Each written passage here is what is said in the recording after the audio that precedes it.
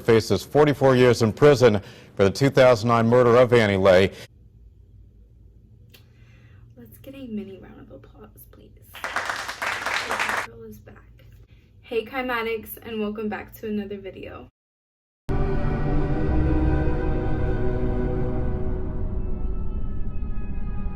I missed you guys. I have gained subscribers while I have been gone, and it's actually very heartwarming. I love you guys so much, and thank you so much for supporting me even when I haven't been here. I'm coming back full heat. I'm not gonna go MIA again. I've got my own place now. I'm able to record when I want to record. I'm able to record in my own space, and it's gonna be so amazing, and I'm so excited. But I'm not gonna talk anymore because I know you guys are here for a video, and I'm gonna give you a video. For today's video, we're going over the murder of Annie Lay. This story is so sad. They're all very sad. What makes this story so unique and also heartbreaking at the same time was Annie had so much ahead of her. She was so smart, she was so bright. We're just gonna jump into it so you guys can understand. Of course, like always, I'm gonna go ahead and give you the personal info on Annie, and then we'll jump into the murder itself. So Annie Marie Lay was 24 at the time of her death. She was born in San Jose, California. She was so smart, you guys. She was valedictorian of her graduating class. She graduated at the Union Mine High School further north in El Dorado, California. I hope I'm saying that right. She was voted one of 2 students to be the next Einstein. She also earned $160,000 in scholarship money. Okay, I'm looking over my computer a lot because there's a lot of big words, and I just want to make sure that I'm saying them right. Okay, let's jump back into it. So she attended and graduated from the University of Rochester, I'm saying that right, in New York. And her major was cell developmental biology with a minor in medical. I'm about to mess this word up big time. Anthropology. I'm gonna put it down here. Don't come for me, please. Annie was actually accepted into the researching program at Yale University. The program itself would have led her to earning a doctorate. A doctorate in pharmacology. You have to be some type of freaking smart to be able to do what she did. She was about to live a bomb-ass lifestyle. That's all I'm gonna say, because she went to school, she did her thing. But the program itself had her working with diabetes and certain forms of cancer. She was also due to be married September 13th of 2009 to Jonathan Wadowski.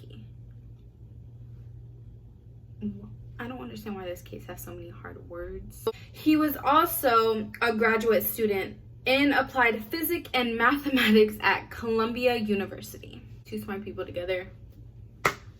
Okay, that's a little bit about Annie herself. I kind of just gave you her whole life. So let's go ahead and just jump into the disappearance and the death itself, okay? I'm looking over here to my computer because I have everything that I need right here, and I want to make sure that I'm giving you guys all the right information. So on the morning of September 8th, Annie left her apartment and took Yale Transit to the Sterling Hall of Medicine on the Yale campus. Now at about 10 a.m., Annie walked from Sterling Hall to another campus building at, and I'm just going to put the address, 10 Anistad Street, where her research laboratory was located. Annie left her purse, her cell phone, her credit cards, and cash in her office at Sterling Hall. So security cameras caught Annie walking from Sterling Hall to the laboratory. I'm calling it laboratory, okay? Because I'm not gonna keep messing up these names. Here's where it gets interesting, because on those security cameras, Annie was never seen leaving that building again. She's seen going in around 10 a.m., but never seen coming out. At approximately 9 p.m. on September 8th, when Annie had not returned home, is when her 5 housemates decide to call police, because it's like she's gone in the morning, she's not home at 9, something's wrong, okay? and they report her missing at that point. So because the footage only shows Annie entering the building and not leaving, so police closed the whole building for an investigation. So they searched through multiple dumpsters trying to find her whereabouts. So guys, if you remember, I told you that Annie went missing on September 8th. Her wedding day was September 13th. 5 days.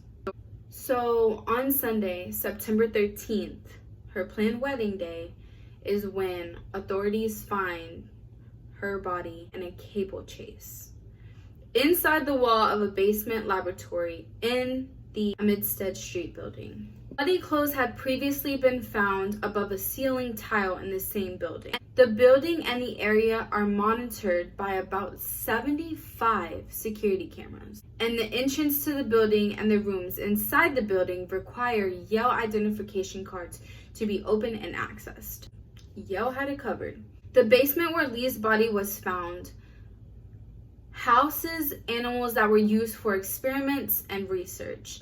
Due to the high security measures in the building, authorities and Yale officials maintained that it would be extremely difficult for someone without a Yale ID card to enter the basement laboratory where Annie's body was discovered, leading them to focus their investigation on Yale employees and students.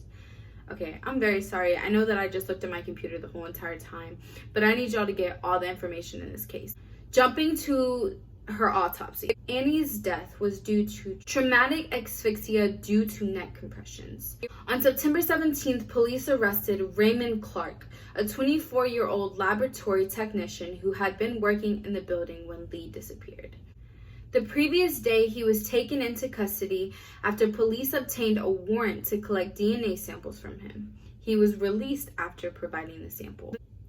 One thing that I do not like about her case is they don't really give me information on how they knew that it was Raymond himself. Obviously, I know that they had to have found fingerprints or something like that, but they don't really give that information. It's kind of just like, boom, we have a suspect. His name's Raymond, and we took a sample. That's all we know. The only thing that I could find after this was the prosecution. Okay, so I'm guessing with the sample, yes, Raymond did do it, but I do have information on his prosecution. So I'm going to give you that. So after his arrest, Raymond was held on a $3 million bail at a maximum security prison in Connecticut. He appears in Superior Court on October 6th of 2009. His pre-trial hearing was scheduled for March 3rd of 2010 in New Haven. In March of 2011, Raymond entered a guilty plea in Annie's murder in exchange for a 44-year prison term. No. On an additional charge of an attempted sexual assault of Annie, he entered an Alford plea. Now I'm going to tell you what an Alford plea is. An Alford plea in the United States law is a guilty plea in criminal court, whereby a defendant in a criminal court does not admit to the criminal act and asserts innocence. So basically, he's pleading guilty, but he's saying that the evidence that they have against him is not true. While Raymond is on trial, he expresses great remorse, but he offers no type of explanation or motive, nothing. Honestly, this case is kind of straight to the point. We don't know. I have looked into it. If anybody knows why, or if they have some sort of website or video where they give the reason why Raymond took Annie's life, please link it down below.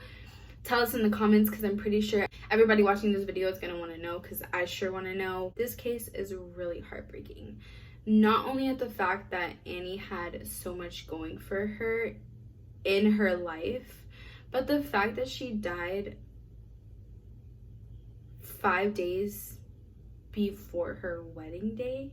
I can't process it. I couldn't even imagine what her fiance went through.